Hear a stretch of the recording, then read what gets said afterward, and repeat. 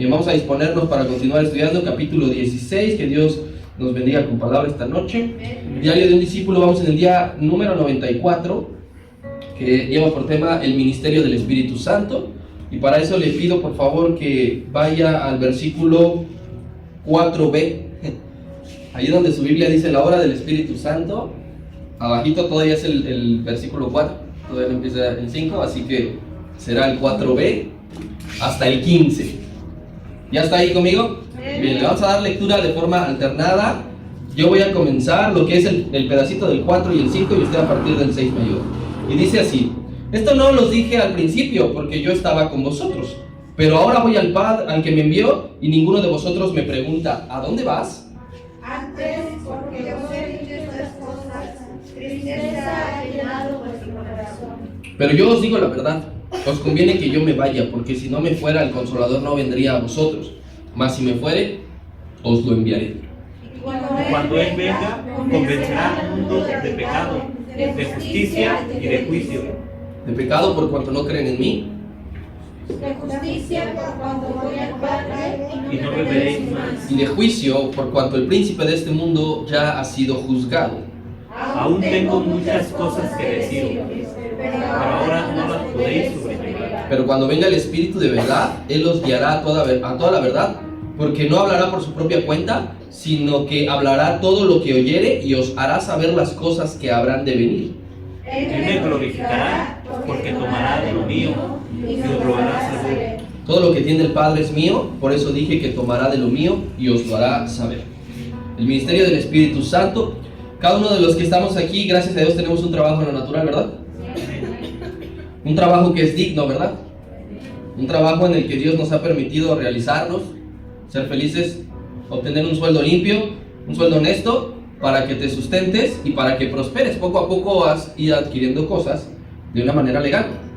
Aquí en este momento, en este auditorio, sé que hay personas que se dedican a ser maestros, otros oficinistas, algunos ingenieros, otros médicos, pastores, amas de casa, comerciantes, y todos somos grandemente bendecidos por Dios por nuestro trabajo. La Biblia enseña que Dios nos dotó de diferentes habilidades para el desarrollo aquí de nuestra vida aquí en la tierra. Él dice claramente que a uno los dotó de esto, que a otro les dio habilidad para esto, para el metal, para la madera, y Dios lo hace porque Él necesita que nosotros trabajemos en lo natural aquí. Pero la misma palabra habla también de que hay un tipo de trabajo donde se involucran, donde se ponen en función los aspectos espirituales, y también es un trabajo. Tenemos en el Señor, usted y yo, un oficio. Usted y yo tenemos un ministerio que también, así como le echas ganas a tu trabajo natural, así como te preparas, como estudias, como te levantas temprano, así debemos desempeñar nuestra obra espiritual con el mismo amor y meterle fe. Yo quiero que veamos algunas citas que van a respaldar esta introducción que te estoy dando. Vamos por favor a Números capítulo 4, verso 4. Aquí nos va a hablar, vamos a ir avanzando unos versículos en esa cita, y aquí nos va a ir hablando acerca de un grupo especial. Dice así la palabra: el oficio, aquí está el término, el oficio de los hijos de Coat en el tabernáculo de reunión, en el lugar santísimo será este. ¿Cuál era el trabajo de estos? Dice: cuando haya que mudarse de campamento, cuando tenían que levantar todos, vendrán Aarón y sus hijos y desarmarán el velo de la tienda y cubrirán con él el arca del testimonio y pondrán sobre ella la cubierta de pieles de tejones y extenderán encima un paño todo de azul y le pondrán sus varas. Sobre la mesa de la proposición extenderán un paño azul y pondrán sobre ella las escudillas, las cucharas, las copas, los tazones para libar, y el pan continuo será sobre ella. Hasta ahí. Entonces el Señor está hablando hacia Moisés y le está diciendo que los coatitas tienen un oficio en específico que no podía hacer ningún otro. Ellos eran, cuando se movían, los que tenían que hacer este tipo de cosas. Un oficio que tenía que ver también con cuestiones espirituales. Vamos ahora a lo que es el Nuevo Testamento, para que seamos más actualizados en esto. Vamos por favor a primera carta de Timoteo, capítulo 6, versículo 12. Primera de Timoteo 6, 12. Porque Pablo le está escribiendo: pelea la buena batalla de la fe, echa mano de la vida eterna, a la cual asimismo fuiste llamado, habiendo hecho la buena ¿qué? Profesión delante de los muchos testigos. Oficio, le dice Jehová a Moisés, y Pablo le dice a Timoteo, profesión. Vamos ahora a Hebreos capítulo 4, 14. Y está diciendo el hermano que redacta la epístola: por tanto, teniendo un gran sumo sacerdote que traspasó los cielos, Jesús, el Hijo de Dios, retengamos nuestra ¿qué? Nuestra profesión, nuestro trabajo, lo que se nos ha encomendado en lo espiritual. Y ahí mismo en Hebreos, pero ahora el capítulo 10, verso 23. Está diciendo: mantengámonos firmes sin fluctuar la profesión de nuestra esperanza, porque fiel es el que prometió. Es decir, que nosotros tenemos también un trabajo espiritual. Por eso es que la palabra nos enseñará claramente que tú y yo somos ministros de Dios, que tú y yo somos sacerdotes de Dios, es decir, que también tenemos un encargo en lo espiritual. Por ejemplo, el Señor Jesucristo, Él tuvo un ministerio. Su obra fue redimir a su pueblo. Él vino aquí a la tierra, cumplió su oficio como gran sumo sacerdote que nos reconcilió con Dios. Es la obra específica de Él. El trabajo en lo espiritual era eso. El apóstol Pablo escribe en la segunda carta a los Corintios que Dios estaba con Cristo reconciliando al mundo.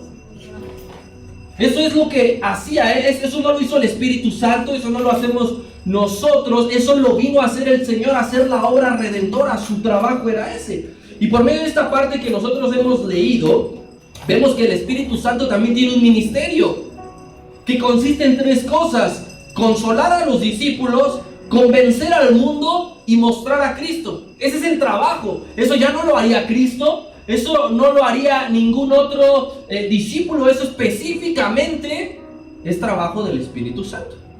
Así que vamos a leer versículos 5 y 6 de Juan capítulo 16. Sigue hablando el Señor Jesucristo y dice: pero ahora voy al que me envió, y ninguno de vosotros me pregunta: ¿a dónde vas? Antes, porque os he dicho estas cosas, tristeza ha llenado su corazón.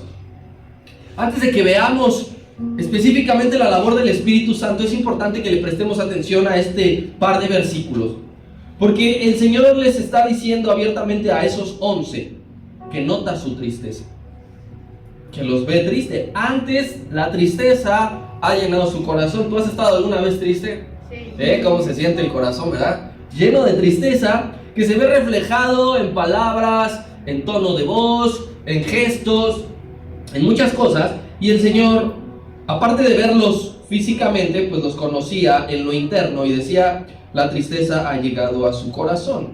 ¿Por qué? Les dice: por todo esto que les he dicho que ha acontecido, ¿no? Ya les dije que yo me voy, ya ustedes vieron que uno nos va a traicionar, ya ustedes escucharon que uno me va a negar, y ya escucharon, sobre todo, que los van a perseguir hasta matarlos. Y esa parte los entristece. Pero hay un detalle, que es donde se encuentra esta primera enseñanza que vamos a dar en esta noche. Cristo les está recriminando su egoísmo. Aunque no lo podamos ver en un inicio, les está reprochando cierto egoísmo. Porque les dice: ninguno de ustedes me pregunta: ¿a dónde vas?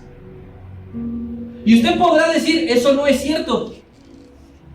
Y como tal, de una forma literal, no es cierto. Porque nosotros podemos retroceder un par de capítulos. Vayamos a Juan capítulo 13, pero ahora el versículo 36. Dice así: le dijo Simón Pedro: Señor, ¿qué pregunta le hizo? ¿A dónde vas? Entonces, ¿por qué el Señor aquí dice: ninguno de ustedes me ha preguntado ¿a dónde vas? Cuando Pedro sí le preguntó: ¿a dónde vas? Pero aquí hay algo que nosotros tenemos que notar, y es que Pedro le hizo esa pregunta preocupándose por sí mismo, o sea, por Pedro mismo, porque no estaba interesado en qué iba a acontecer con Cristo. Él, preguntándole: ¿a dónde vas?, le está diciendo: ¿qué va a pasar conmigo? ¿Qué va a pasar con mi vida? ¿Qué voy a hacer si yo dejé todo? Dejé mi trabajo, dejé mi casa por seguirte. Tú te vas, ¿y yo qué?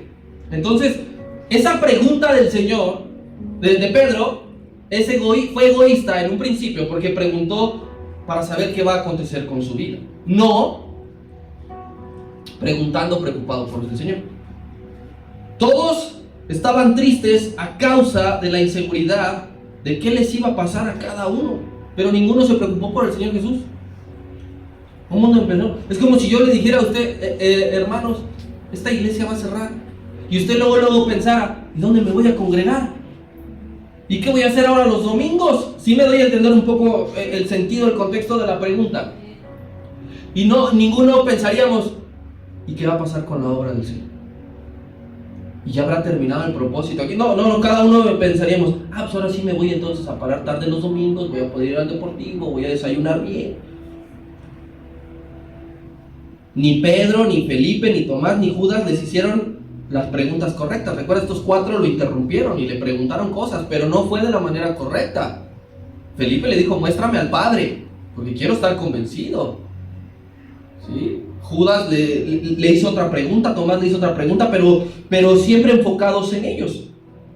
Lo que el Señor les está diciendo, ustedes están tristes porque están pensando en ustedes. Ninguno está pensando en mí.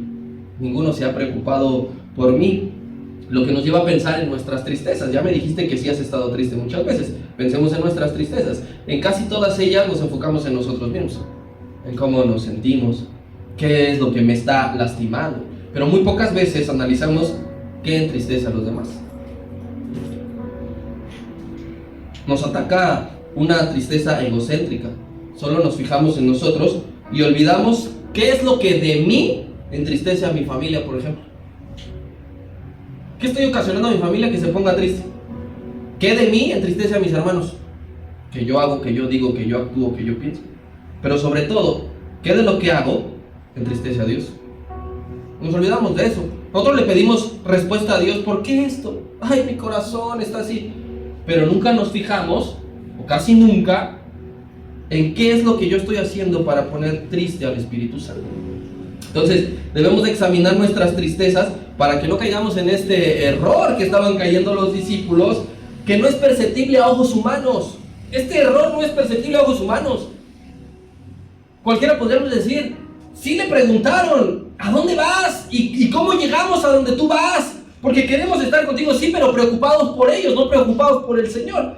Pero ante Dios sí está presente, y Él nos dice esta noche, ¿qué pasa con tus tristezas? Hay que examinarlas, hay que verlas a profundidad, y para ello el Espíritu Santo nos va a ayudar. Versículos 7 al 11, dice el Señor, pero yo les digo la verdad, como siempre, os conviene que yo me vaya, porque si no me fuera, el Consolador no vendría a ustedes, mas si yo me voy, os lo enviaré. Cuando Él venga, convencerá al mundo de pecado, de justicia y de juicio. De pecado por cuanto no creen en mí, de justicia por cuanto voy al Padre y no me veréis más, y de juicio por cuanto el príncipe de este mundo ha sido ya juzgado. Entonces, continúa el Señor diciéndoles otra vez que su partida dará origen a una nueva etapa. Eso ya se los había dicho, que Él yéndose vendría el Espíritu Santo. Entonces, para nuevamente aliviar su tristeza, les está diciendo que habrá una nueva etapa y una nueva bendición de parte de Dios. Que Él ya no estará, pero que vendrá alguien a suplirlo. La llegada del Espíritu Santo, les está diciendo el Señor, y todavía lo reafirma diciendo, eso les conviene. Yo creo que cuando tú haces un negocio, siempre buscas la manera en que a ti te convenga. Sabes lo que es la conveniencia, y no en un sentido mal aplicado. Si tú hablas con tu jefe para modificar ciertos horarios, pues no creo que vayas con el fin de que te afecte otras actividades, y que ya casi no duermas, y que te toque la hora pico, y que vayas los días que pues casi todo el mundo descansa. Normalmente nosotros hacemos cosas que nos terminen conviniendo. Aquí el Señor está diciendo, esa conveniencia aplica para que yo me vaya y venga el Espíritu Santo. No estén tristes. En el plan divino ya estaba acordado que Cristo solamente estaría un pequeño tiempo de lapso en la tierra. Ya estaba dicho por el Espíritu Santo, por Dios, por el Hijo, diciendo 33 años y regresas. Y posteriormente llegaría su relevo. El Espíritu Santo. O sea, yo sé que tú has planificado muchas veces tu día, tu vida, y es agradable como dices, de tal hora a tal hora hago esto, y que se cumpla, y luego empiezas a hacer la siguiente cosa que planeaste, y entonces llegas al final de tu día y dices, ahora sí me salieron las cosas. En el plan divino estaba así. Estaba el Señor cumpliendo 33 años, dijo, ya es hora del relevo. Ya estuve con ustedes 3 años, ya los llamé, y en esa época yo no les pude hablar esas cosas todavía, pero aquí les tengo que decir que hay un relevo. Y el Espíritu Santo explica al Señor que no vendría de vacaciones al mundo.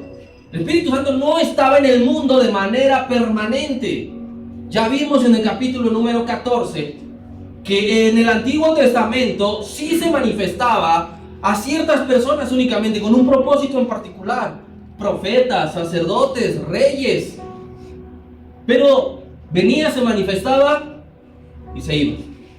Pero aquí lo envían para estar permanentemente y no de vacaciones. No es que el Espíritu Santo estuviera cansado de ir al coro celestial y decir, ya estuvo, mándenme a la tierra. No es que sería enviado al mundo porque el Espíritu Santo necesitaba un cambio de aires, como luego tú y yo decimos, ay, ya necesito cambiar el trabajo, ya necesito cambiar de casa. No era que el Espíritu Santo ya estaba estresado de escuchar el arpa. Fue enviado del cielo a la tierra, diga conmigo, porque hay trabajo. ¿Por qué vino el Espíritu Santo del cielo a la tierra? Porque hay trabajo que hacer. Tenemos un Dios que trabaja. Tenemos un Dios que se ocupa. Tenemos un Dios que labora, que tiene un ministerio, que tiene servicio. Y para eso vendría el Espíritu Santo. Como te dije en el capítulo 14, ya estudiamos uno de los ministerios del Espíritu Santo, que es ser un paracletos. Es decir, un consolador, un acompañante, un maestro enseñador, un recordador y un ayudador a los escogidos. Esa es solamente una parte de su labor. Tomando en cuenta un poco, no sé, digamos, mis hermanos sugieres que ellos tienen ciertas labores, de decir, acomodar las sillas, poner el agua, poner los ventiladores, etcétera. Digamos, tienen un ministerio y se divide por fragmentos. Uno de esos fragmentos del Espíritu Santo es ser el paracleto de los escogidos, ¿sí? No de todas las personas, ni siquiera de todas las personas que se congregan. Porque hay hermanos que se congregan, pero no tienen al Paracletos, no tienen al Espíritu Santo. Pero no es lo único que hace el Espíritu Santo, porque no es un ser limitado. El Espíritu Santo no está limitado a decir, yo ya hice esto y listo. No, sino que se ocupa en otras cosas. También se le asigna convencer de pecado, de justicia y de juicio. Una tarea que usted y yo no podríamos hacer. Entonces tiene que venir el grande, el único, el poderoso, el que es capaz para decir, hay que traer convencimiento, hay que traer justicia y hay que traer juicio. Así como el médico labora en un consultorio, así como el contador labora en una oficina, así como el ama de casa en el hogar, el Espíritu Santo se le asignó un lugar para desempeñar su función. Él tiene un lugar, de hecho tiene dos. Lugar número 1 es tu corazón. Donde trabaja el Espíritu Santo, primero es en tu corazón, en tu mente, en tu alma, en tu espíritu. Allí Él llega, si se le abre la puerta, entra y comienza a decorarlo, comienza a ordenarlo, comienza a limpiarlo, comienza a traer las cosas que Él necesita. Es como si a ti te asignan una oficina y no te gusta el color de la pared, pues lo limpias, lo pintas, le traes unos recuerditos, ahí ciertas fotos, unos recuadros, etc. Y la acondicionas de manera que ya te gusta, que llegas todos los días a trabajar con ganas, con ánimo. El Espíritu Santo labora en tu corazón. Si tú le has abierto la puerta de tu corazón, créeme que Él lo tiene limpio, que Él lo tiene ordenado, que Él lo tiene de una manera impecable. pero también tiene otro lugar donde trabaja, y es el mundo físico donde nosotros habitamos. Aquí donde nos movemos está el Espíritu Santo. Si tú vas a la panadería, ahí está el Espíritu Santo. Si tú vas al parque de paseo con tu familia, ahí estará el Espíritu Santo. Si tú vas en el auto, ahí sea en medio del tráfico, ¿crees? El Espíritu Santo está ahí. Él no va a decir, no, yo ahí no me meto, ¿tú crees? No, ahí yo no estoy. Te espero de este lado y ya cuando regreses te vuelvo a acompañar. Entonces también el Espíritu Santo está en el mundo. En la oración introductoria recordábamos que el Señor Jesús decía que se buscan adoradores en espíritu, y esa búsqueda no es nada más en tu calle, no es nada más en tu colonia, no es nada más en tu país, es en todo el mundo. El Espíritu Santo recorriendo todo el mundo buscando adoradores, porque Él se puede mover con libertad aquí. Y algunos de nosotros podemos estar un poco confundidos con convencerá al mundo de pecado. El verbo convencer no es en el sentido que tú y yo lo aplicamos, que lleva una insistencia a manera de rogar. ¿Dije algo desconocido para usted, perdón? No. ¿Todos hemos rogado? Sí. Sí, ¿verdad? Digo, todos hemos intentado convencer. Ay, ándale, nada más un ratito, ¿qué te cuesta? No, y ahí estás otra vez. No, si no, pregúntale a Federica cómo intentaba convencer a Ludovico para que fuera a comer con los suegros allá. ¿A dónde era? San Gargarito Arrinconado, ¿cómo? No es en ese sentido, para que nosotros por favor aceptemos, sino habla de que es el método que él ocupa, convencer a las personas, pero a través del redarguir. A través de redarguir, él convence a la persona que tiene pecado, que está separado de Dios, que está destituido de la gloria de Dios. Entonces, convencer es redarguir, hacerlo reflexionar, hacerlo meditar, llevarlo a un estado en el que él analice su condición actual. En palabras más concretas, y te lo voy a decir, incluso hasta es duro, pero lo que hace el Espíritu Santo, que dice aquí de convencer, es acusar constantemente en tu conciencia. Constantemente te está acusando a tu conciencia, y a tu conciencia, y a tu conciencia. Cuando tú tienes presente algo que no está bien, el Espíritu Santo, una y otra vez, está hablándote, está convenciéndote de pecado. Y esto llega a un punto en el que tomemos como ejemplo las personas, los falsos maestros, que el apóstol Pablo dice que esas personas tienen cauterizada la conciencia.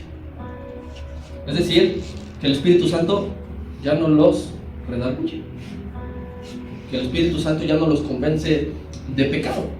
Pero aquellos que constantemente los está convenciendo es porque Él dice algo en ti no está bien.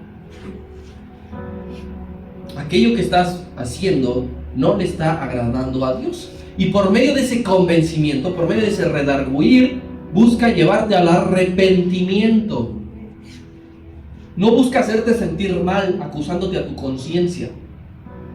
No busca dejarte en el suelo para que seas una cucaracha y que te desanimes y esto.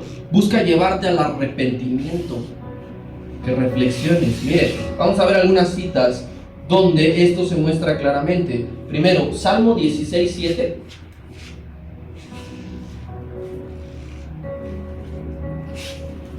Dice el salmista: bendeciré a Jehová, que me aconseja, aún en las noches me enseña ¿qué? Mi conciencia. Te está hablando. Te está hablando el Espíritu Santo. Está haciendo su trabajo en ti, en tu corazón, en tu mente. Entonces el salmista reconocía eso y era motivo de bendecir a Jehová. Así que si el Espíritu Santo te está convenciendo, lo que debemos de hacer es alabar su nombre. Bendeciré a Jehová, que me aconseja y que me dice: hijo mío. Lee los Proverbios, capítulo 2, luego empieza a decir: estas cosas que te voy a decir son muy importantes. Préstale atención a tu madre, ponle atención a tu padre, átalas a tu cuello y entonces tendrás una conciencia limpia. Muchas veces nosotros, a veces en juego, ¿no? Llegamos y saludamos a alguien. ¡Ay, me espantaste! ¿Cómo tendrá usted la conciencia entonces? ¿No? Decimos ese tipo de cosas, ¿no? O aquel que se ríe solo de sus maldades se acuerda y no sé qué empezamos a decir, ¿no? Pero hay una conciencia que Dios ha depositado en ti para que el Espíritu Santo te hable, para que te aconseje, para que te redarguya, para que te convenza. Vamos a Juan capítulo 8, verso 9. Esto también ya lo vimos. Y es la historia de la mujer sorprendida en acto de adulterio. Y dice, el Señor ya les había dicho, el que esté libre de pecado, que sea el primero en arrojar la piedra. Y entonces Juan se acuerda de esto y dice, pero ellos, todos los que estaban a punto de apedrearla, al oír esto, ¿qué sucedió? Acusados por su conciencia. El Espíritu Santo le empezó a decir a cada uno de los que estaba allí, les dijo, ¿tú vas a apedrear a una adúltera? ¿Ya se te olvidó lo que tú hiciste? ¿Ya se te olvidó lo que tú dijiste? ¿Ya se te olvidó que aunque nadie te ha visto, tú esto, tú aquello? Parte del convencimiento, mi hermano, que es la obra del Espíritu Santo, es acusarte. Por eso dice más adelante también que será de juicio, ¿sí? El Espíritu Santo te acusará de manera en que tú digas, soy merecedor del juicio. Salían uno a uno porque ninguno resistió su conciencia, comenzando desde los viejos hasta los más jóvenes que estaban allí queriendo ver espectáculo, y solamente quedó aquel que tiene la conciencia limpia. Aquel que le dijo a los fariseos, ¿quién de ustedes me redarguye de pecado? ¿Quién de ustedes es capaz de decirme a mí que algo no he hecho bien? Y todos se quedaron callados. Pero el Espíritu Santo nos acusa, nos convence, nos redarguye de manera en que nosotros decimos, tienes razón. Hechos capítulo 2, verso 37. Poquito tenía de haber acontecido la promesa del Espíritu Santo en Pentecostés, poquito, y Pedro se levantó a predicar, que es cuando se convierten 5,000. Y entonces él termina de predicar y dice, al oír esto, esa predicación, ¿qué sucedió? Se compungieron de corazón. El Espíritu ya había venido, ya estaba en esos 120, y con ese Espíritu Santo comenzó a predicar Pedro de manera en que taladraba sus corazones, sus conciencias, y entonces a ellos no les quedó otra más que su corazón se compungió. Y dijeron a Pedro y a los otros apóstoles que también estaban llenos del Espíritu Santo, varones hermanos, ¿qué hemos de hacer? El Espíritu Santo los llevó al arrepentimiento. No solamente los acusó en su conciencia, no solamente los redarguyó de pecado, los llevó al arrepentimiento, porque su trabajo debe de ser completo. La Biblia, hermanos, fue escrito por hombres inspirados por el Espíritu Santo. Son letras humanas, pero la inspiración provino del Espíritu Santo. Y dice la Escritura, de la misma palabra, que toda los 66 libros, es útil, entre muchas otras cosas, para redarguir. Toda la Escritura es inspirada por Dios, útil para enseñar, para shalala, y para redarguir en justicia. ¿Por qué? ¿Por qué la palabra nos redarguye? Porque fue inspirada por el Espíritu Santo. Cada que usted y yo exponemos las Escrituras, somos redarguidos porque el Espíritu Santo está hablando. Cada que tú le compartes al vecino, a la vecina, al amigo, al compañero, ¿sí? Está el Espíritu Santo haciendo la función, su obra de arrepentimiento. Así que yo te pregunto, ¿por qué sigue sucediendo? ¿Por qué la imagen, la historia de Jesucristo crucificado, por qué su relato de su muerte, algo que aconteció hace 2000 años, por qué sigue produciendo arrepentimiento en la gente? ¿Por qué el leer un texto? ¿Por qué el ver una imagen de una cruz luego nos traslada al sacrificio de la cruz? ¿Por qué hay gente que siente aquello, que lo percibe? ¿Por qué nos sigue produciendo arrepentimiento? Porque el Espíritu Santo redarguye en nuestros corazones. Porque está obrando, porque está trabajando, porque eso se le asignó. Porque nunca ha sido expuesta a la palabra y el Espíritu Santo, ¿por qué no redarguyó? Es que hoy se tomó unos días de vacaciones. Es que hoy es 10 de mayo y no se trabaja.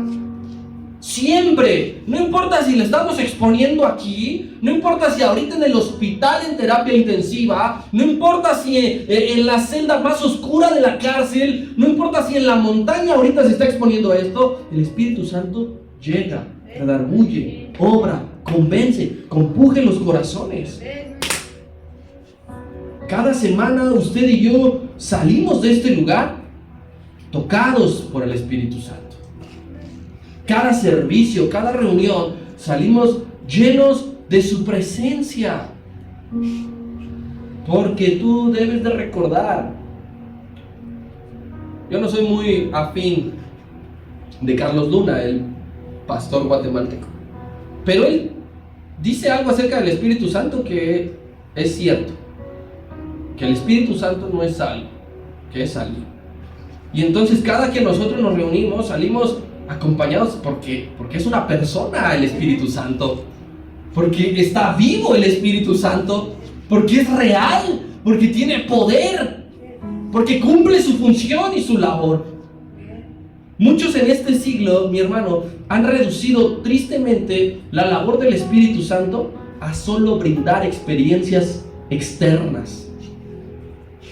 Reducen su trabajo, su ministerio, su oficio, a que solamente da experiencias externas, que solamente brinda momentos emocionales, que solamente brinda milagros físicos, que solamente se deposita en las personas a manera de lenguas. Y estas experiencias son hermosas, de verdad. Cuando el momento de la adoración está y somos tocados, es hermoso, ¿sí o no?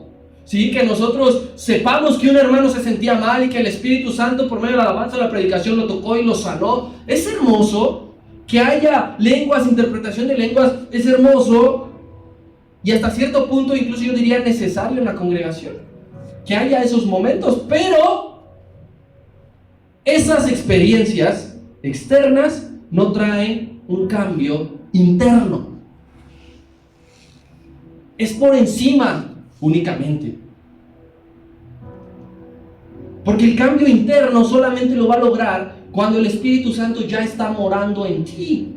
Y es por eso que dice, les conviene que yo me vaya, porque así el Espíritu va a morar en ustedes. Ya no va a ser una experiencia pasajera, ya no va a ser un momento únicamente.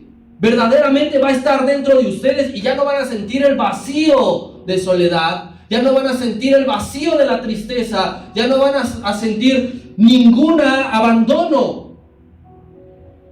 Y ese es uno de los eslogans de la iglesia evangélica moderna.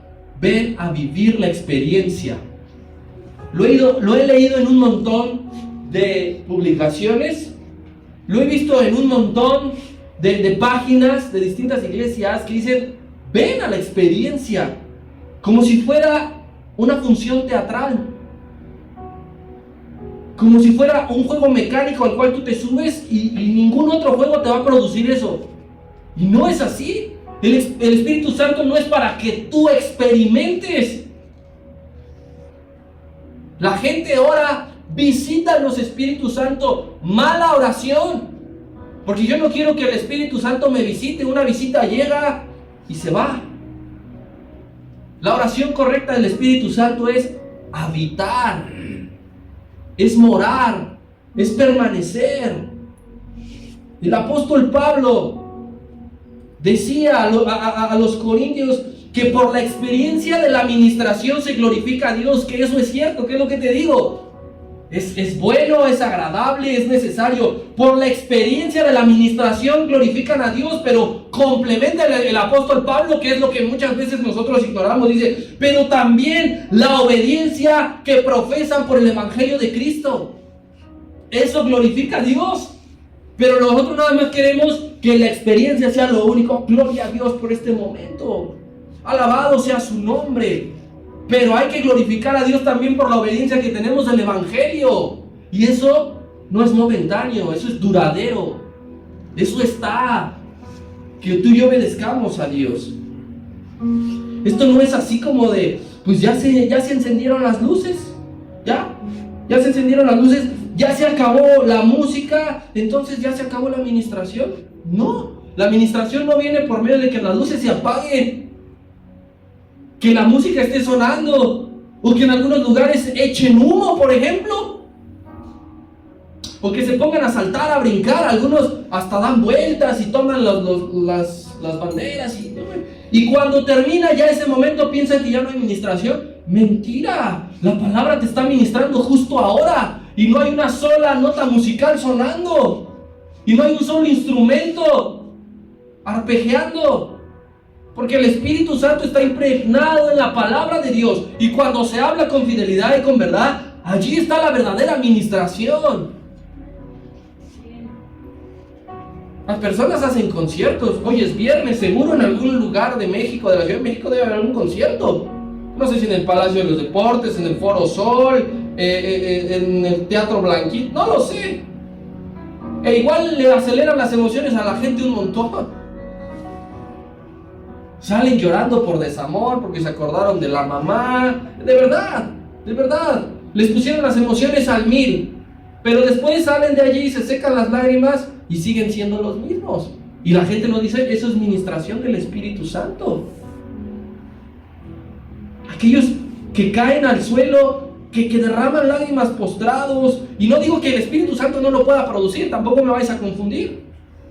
Yo creo verdaderamente que el Espíritu Santo te puede tocar de manera en que dejas de estar consciente en algún momento. El apóstol Pablo decía, yo no sé si el Espíritu Santo me llevó en cuerpo o en espíritu. Él no lo tenía claro. Y yo sé que el Espíritu Santo ahora tú lo percibes poderosamente. Y puede producir en ti lágrimas. Pero si te levantas sin el firme convencimiento y el firme esfuerzo de dejar tu vida de pecado, entonces no fue el Espíritu Santo. Y muchas iglesias hacen eso. Oran por la gente hace así, se cae, le ponen la manta y después se levanta y no hay un solo fruto de arrepentimiento. Y dicen, es que si eso no hay en la iglesia, entonces no está el Espíritu Santo. No, el Espíritu Santo está en que te des cuenta que tu vida pasada ya no es ahora. Lo que viví en la carne, dijo el apóstol Pablo, lo vivo ahora en la fe.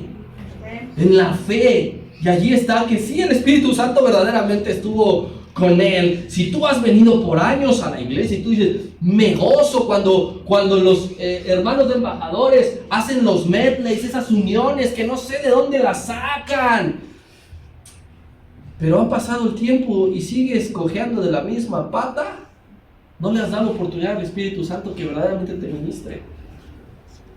Que verdaderamente te diga, no necesito, si hay música, gloria a Dios. Si no la hay, el Espíritu Santo viene y está. Él no dice, a ver cuántos hay del grupo. No, pues no hay ninguno, ni modo. Yo así no me manifiesto y yo así no me presento. No, al contrario, dice, ¿hay músicos? No.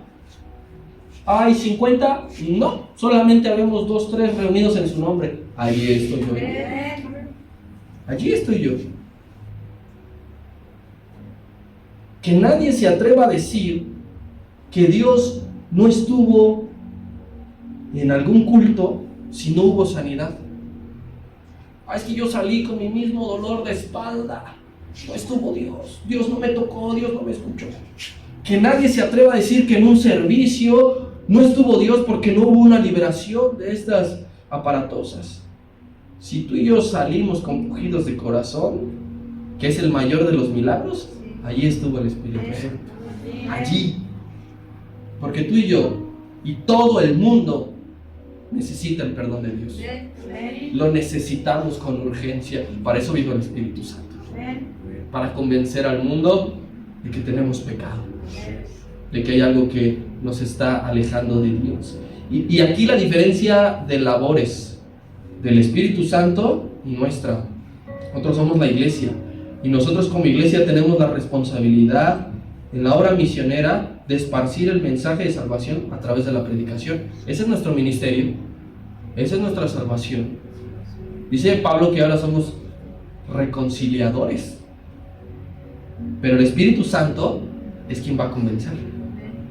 Tú y yo esparcimos, tú y yo predicamos, tú y yo hablamos, pero hasta ahí llega nuestra función. Se acaban nuestras labores.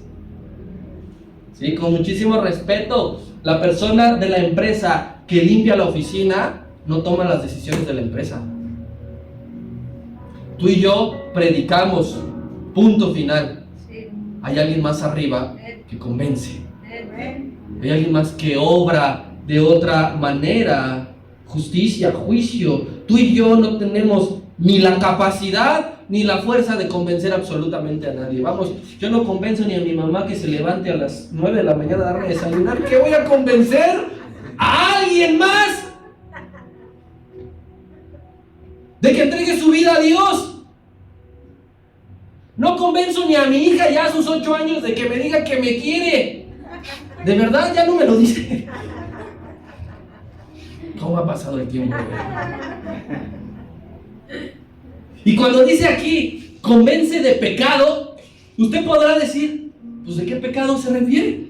¿Por qué no dice de pecados? Porque pecados hay un montón, ¿sí o no? O nada más los que yo me sé y que yo practico.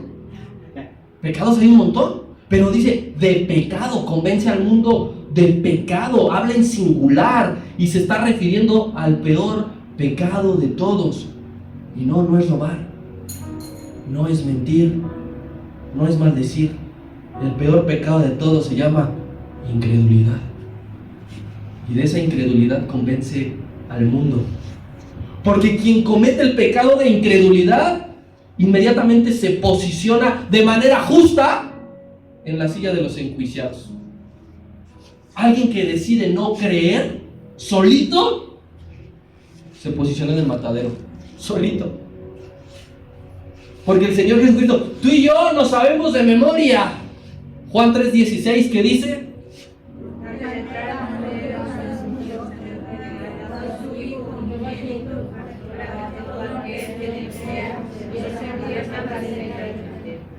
Más o menos. Pero decimos, cuando leemos esto, amén, gloria a Dios, nos amó. Sí, léete el versículo 18, donde dice claramente que el que no cree ya ha sido condenado. Y se le quita la hermosura que nosotros le vemos. Así que el que no cree, que practica el pecado de la incredulidad, y no porque mentir esté menos peor, pero aquí está hablando de algo que condenará tu alma. El que no cree en el Hijo ya ha sido condenado. Por eso hablará de Satanás y dice que él ya, el príncipe de este mundo, ha sido ya juzgado. Satanás está peleando una batalla de antemano que sabe que ya la tiene perdida. Es al único que le han dicho que le va a acontecer. La palabra de Dios nos enseña que Dios no perdonó a los ángeles caídos, que no perdonó al mundo antiguo. Porque cualquiera podría decir, ¿y qué va a pasar con aquellas personas que estuvieron antes de Cristo? Yo no sé qué va a pasar exactamente, pero lo que dice la Biblia es, ni ellos van a justificarse si no creyeron en su nombre. No, qué injusto que nosotros... Diga usted lo que quiera. La palabra dice que Dios no perdonó al mundo antiguo, a los ángeles caídos, a su pueblo, a su ciudad, a su nación. Usted y yo no nos vamos a librar si no creemos, si no le servimos. Todos hemos llegado a los pies de Cristo porque el Espíritu Santo nos redarguyó de pecado. No porque usted haya dicho, yo soy bien bueno, yo voy a entrar ahí a ver qué están haciendo, yo nomás iba pasando, porque hay mucha gente, ¿y usted cómo entró? Ah, pues yo iba pasando y escuché la música. No, lo que escuchó es que el Espíritu Santo le dijo, entra. Así que aquí todos damos testimonio de que el Espíritu Santo ya nos convenció de pecado. Ya sabemos lo que es el redarguir, ya sabemos lo que es el convencimiento. Ya sabemos lo que es que esté acusándonos a nuestra conciencia, completamente apartados y destituidos de la gloria de Dios. Pero no queda allí su labor, ni la nuestra. Nosotros debemos seguir orando para que el Espíritu Santo tenga misericordia y siga convenciendo a más al arrepentimiento. A más. Todo mundo anhela la iglesia de los hechos, todo mundo. Pero allí dice claramente que todos los días se añadían los que eran salvos. ¿Por la iglesia? No. Porque el Espíritu Santo los redarguía. Porque estaba con los apóstoles, había descendido y predicaban. Si usted y yo queremos la iglesia de los hechos, predique. Hable, no nada más vengamos a congregarnos, no nada más hagamos lo que pues a mí ya me tocó el Espíritu Santo y ya no me interesa lo demás, para que sean añadidos los demás. Versículos 12 y 15 del capítulo 16, y con esto cierro. Dice así la palabra: aún tengo muchas cosas que les voy a decir, pero ahora no las pueden sobrellevar. Pero cuando venga el Espíritu de verdad, Él los guiará a toda verdad, porque no hablará por su propia cuenta, sino que hablará todo lo que oyere y os hará saber las cosas que han de venir. Él me va a glorificar porque tomará de lo mío y se los va a dar saber. Todo lo que tiene el Padre es mío, y por eso dije que tomará de lo mío y os lo hará saber. Y entonces la obra del Espíritu Santo concluye, su ministerio concluye dando a conocer a Cristo. Consuela a los elegidos, convence al mundo de pecado y da a conocer a Cristo. Eso es lo que hace el Espíritu Santo. De la misma manera que Cristo mostró al Padre, porque Él dijo en muchas ocasiones, Él dijo: el que me ve a mí, ve al Padre, el que cree en mí, cree en el Padre. De la misma manera que Cristo presenta al Padre, el Espíritu Santo nos muestra a Cristo. Uno a uno, y el otro al siguiente.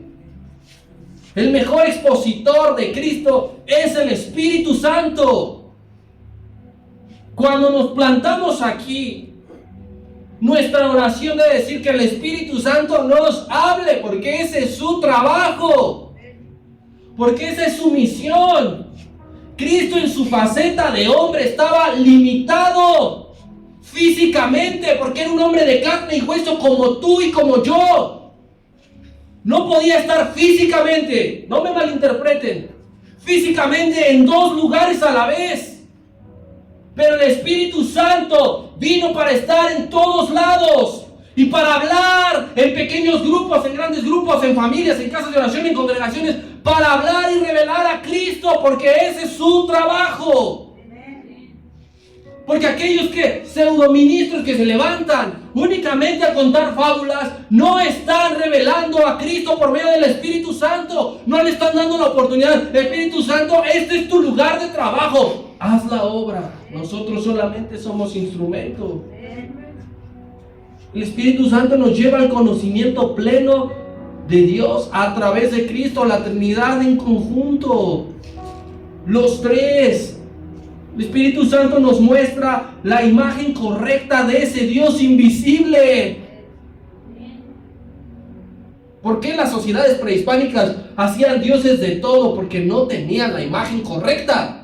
Nosotros creemos en un Dios que es invisible, pero de manera milagrosa y poderosa el Espíritu Santo nos trae a nuestra conciencia la imagen correcta, para que lo entendamos, para que le amemos, para que le creamos. Así que sin la intervención del Espíritu Santo, tú y yo no tenemos la capacidad ni de entender ni de poner en práctica la palabra. No lo tenemos. Me voy a esforzar, vas a ver, este año ahora sí. No puedes ni siquiera hacer ejercicio por tu propia voluntad. ¿Qué vas a poder poner por obra? La palabra del Señor sin el Espíritu Santo. Él dice, Él les guiará a toda la verdad. La única verdad que hay te guiará el Espíritu Santo. Tal como el Señor nuestro Dios, Jehová de los ejércitos, guió al pueblo de Israel en el desierto, así el Espíritu Santo nos guiará a toda verdad. Directo.